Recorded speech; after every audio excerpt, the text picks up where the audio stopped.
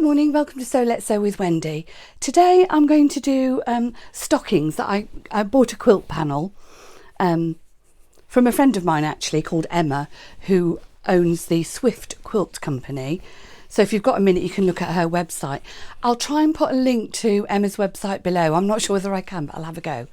So the panel came with 3 pretty adult or children's stockings and 2 cutie pet stockings.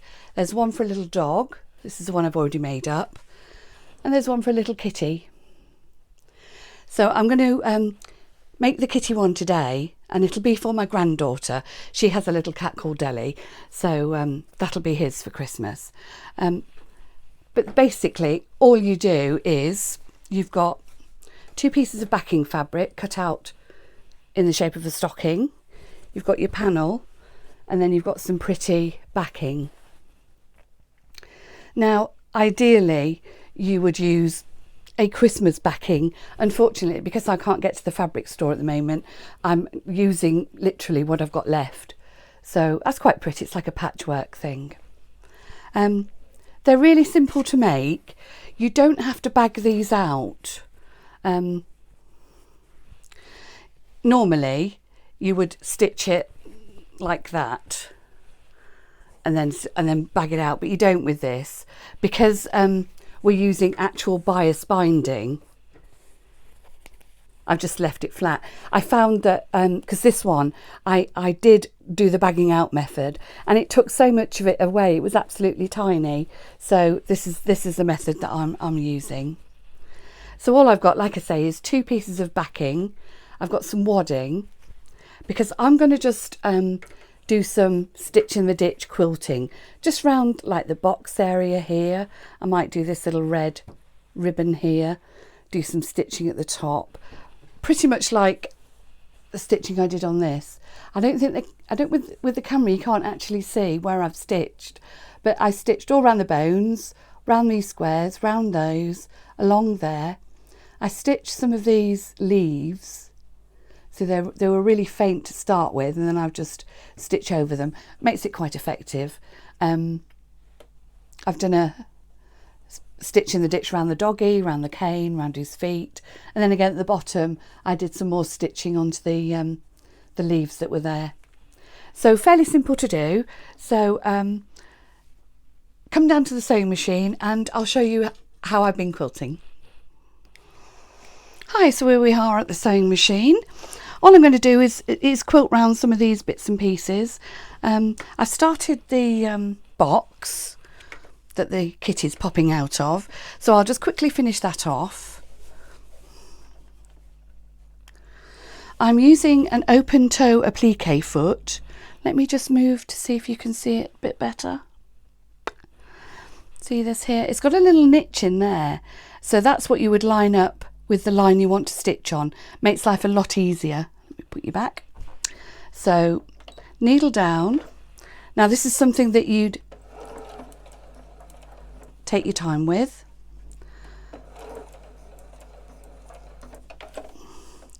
Then I'm going to come back along here.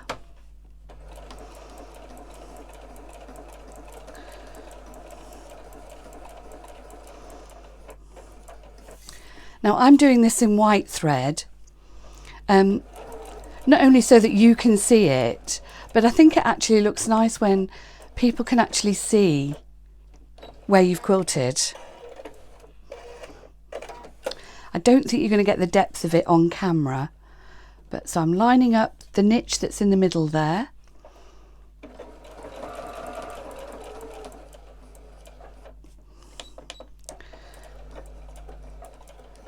Doing a locking stitch and cutting my thread so I don't quilt over the little green ribbon that's there.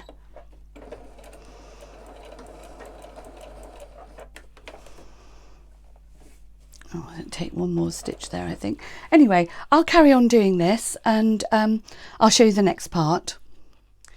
Hi, right, so I finished quilting and I did some herringbone stitch along the top there. And then along this bit here, did a little bit of leaf stitching, not much. I stitched all around the cat, and then on his white bit, I've just done some iggly wiggly stitching, and I just did a few rows of herringbone stitch down there as well, and just various other little bits. The brilliant thing about these panels is you can do as little or as much as you like. Okay, so that's the sewing bit done for now. What we need to do now is do all the backing up. So I think what you do is you trim off all these bits, then you put your other piece of lining fabric down, then you put your backing down,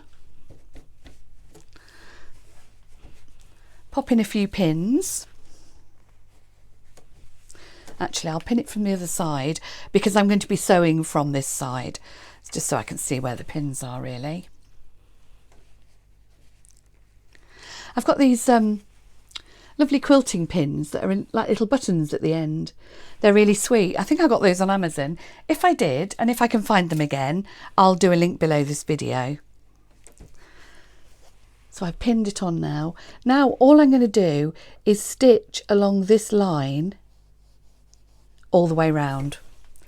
So I'll just take my stitch back to normal, which is on my machine 3.5 and 2.5, and so I'm just going to stitch all the way around.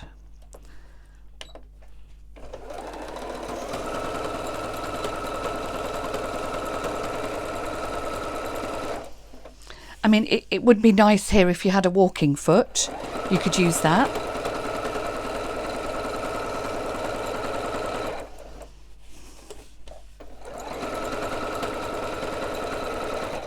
And all I'm doing, let me just get you a bit closer, see if you can see what I'm doing. All I'm doing is trying to keep the fabric, all the layers together, and pulling it quite taut. Going round the corner. Smoothing out.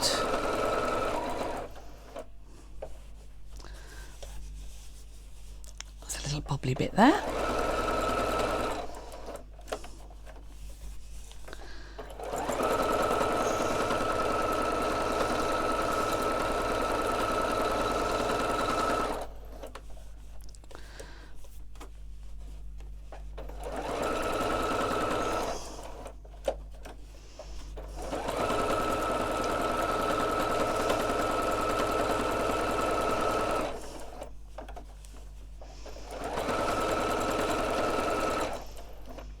And where you see it's going to start creasing, very often, if you just lift your presser foot up and then plonk it back down again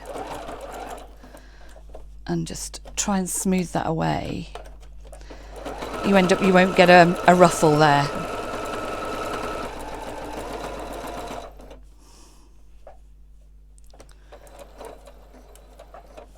And then finally, just across the top.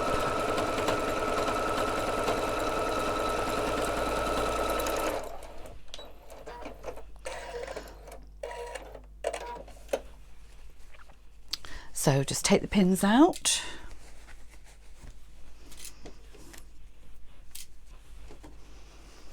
And now we have, do you know, I've done it again. I did it last time. I've stitched along this top edge. So get my best friend Jack, Jack the Ripper, and just open it again. There we go. Oops. I don't know why I did that. When I made the doggy one, I did exactly the same thing. There we go. Now we have an open stocking.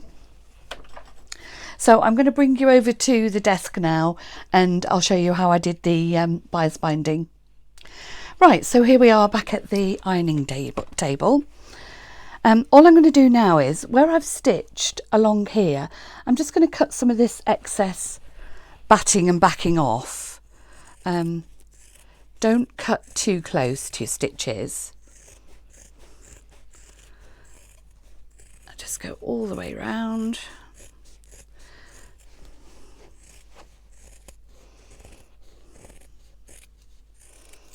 There we go. The rest of it's not too bad. Let's just trim that off. Now, I'm going to use bought bias binding, only because my fabric stock is so low that I'm not wasting fabric on making a bias binding, because to make bias binding, you have to cut it on the diagonal. You can't, it's got to go across the straight of grain. That makes it just ever so slightly stretchy. So this is just a reel I happen to get from somewhere. If I can find this particular one or one similar, I'll put a link below. And all it is really bias binding. This one is pretty satin finish. It's piece of fabric, folded the two bits in the middle. So what we're going to do is, that's on the top there, our bias binding, we're going to, oops, I don't think you can see, there we go. Let me just line that up and just pop a pin in it.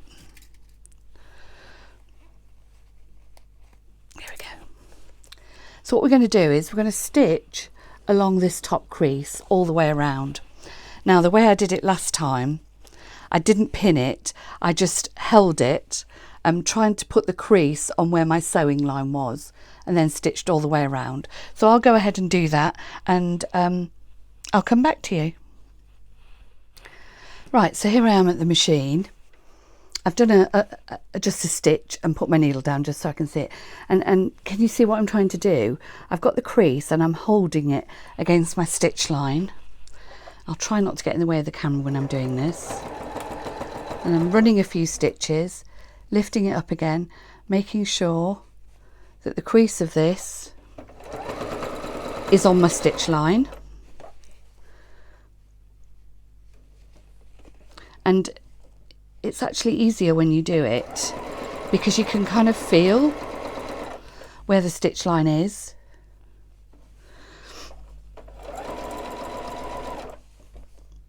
It's just a little bit tricky going around corners, but because it's bias binding, it does actually want to go round the corner. So I'll just carry on doing this and then I'll come back to you. Okay, so here we are. I've stitched the bias binding on all the way around. I'm just going to cut off the excess.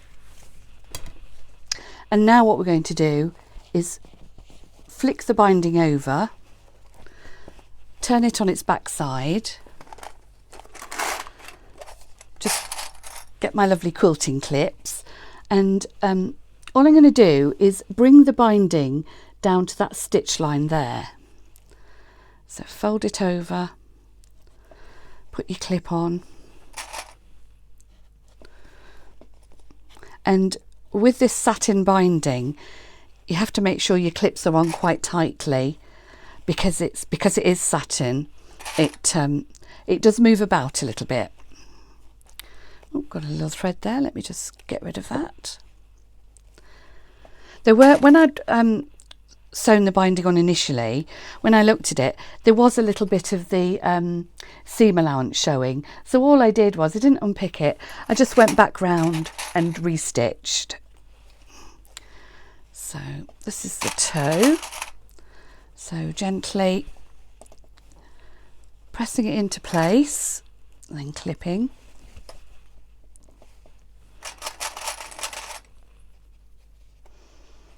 I mean, little stockings like this, I know it's only for a pet, but they could become the sort of Christmas heirlooms of the future, if you like.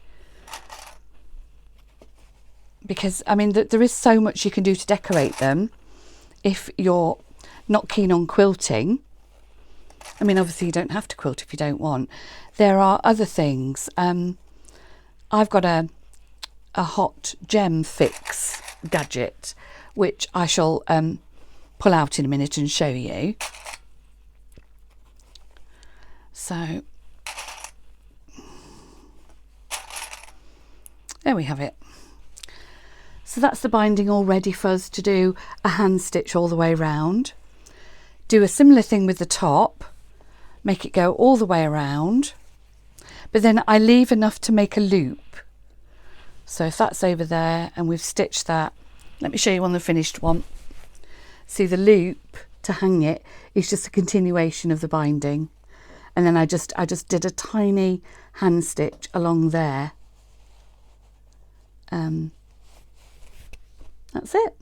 Okay, so I'm going to go off and find this hot glue thing I've got, and I'll show you on the kitty one what I'm going to do with it. Hey, welcome back. Right, so this is what I was talking about. It's called a Hotfix applicator, and basically what it is, if I try and bring you down a little bit, whoops, is a hot stick with interchangeable top bits that go to stick the diamonds on. Obviously the bigger the diamond, the bigger the thing, but it comes with everything you need. You get 2 lots of beads, you get lots of different size applicators, and it also sends you a pen. I think you're meant to pick them up with this. Let me just, right, so my intention was maybe to just dot a couple of gems on the little white dots that are here. So let's just select the gems we want to use. So I think those, tip those out onto the little tray.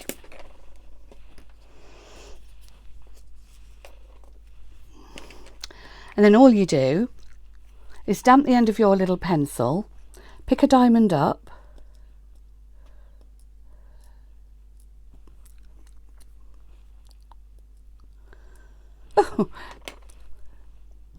pick them up with your finger, it's easier. Then place it onto your work, just there, and then you hold this on for about 8 seconds.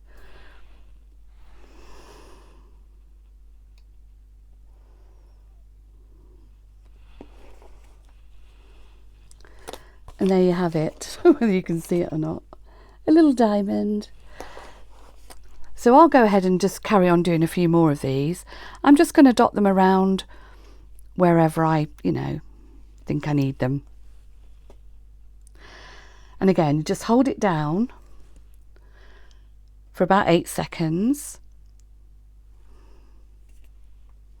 and lift up. You just have to be careful because the end of this gadget thing gets really quite hot. So I don't think you'd want young children doing it. So I've just put a few more there. You see there. Looks better in real life. Anyway, I'll carry on doing this and then I'll show you how it turns out.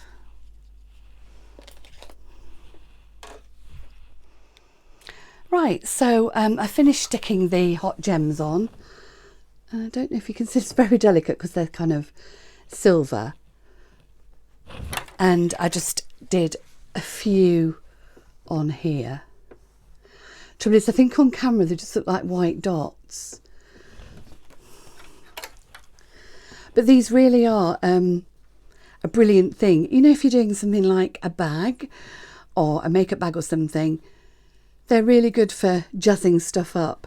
Anyway, so I'll go ahead now and just finish the binding on this one. But there we have 2 really, really cute pet stockings. And I've still got 3 adult ones left over to do. So I got the fabric panel from the Swift Quilt Company, and I'll try and do a link below. This video isn't sponsored. Emma is just a friend of mine, and I ordered these from her website the other day just because I thought they were really cute. Okay, so I'll try and get back to you next week. I'm shielded at the moment, so I don't have to go to work. So I'll try and do another video, and I'll choose another project, maybe a Christmas tree skirt from the Christmas book. If there's anything in particular Christmassy that you want me to make, if you pop a comment below, I'll do my best. In the meantime, stay safe, take care, and thank you so much for watching. Bye.